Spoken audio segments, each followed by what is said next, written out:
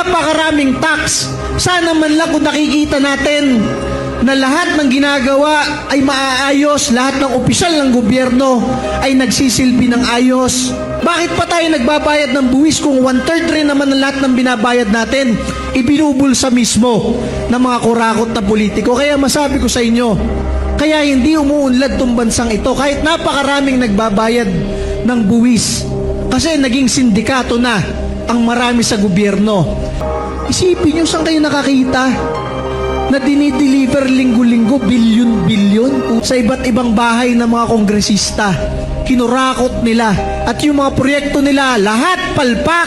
Sabi ni Claire Castro, yung spokesperson, wala daw alam si Pangulong Bongbong Marcos sa pinanggagawang korupsyon sa Kongreso. Ang confidential fund, intelligence fund ng Pangulo, 4 billion a year. Naka 12 billion na siya. Wala man lang may alam na nakurakot ng DPWH at ng mga congressman. Mas alam pa natin na kurakot yung DPWH kaysa sa Pangulo na may pang-imbestiga na pondo. Binobola, binubutol na lang tayo ng ating gobyerno.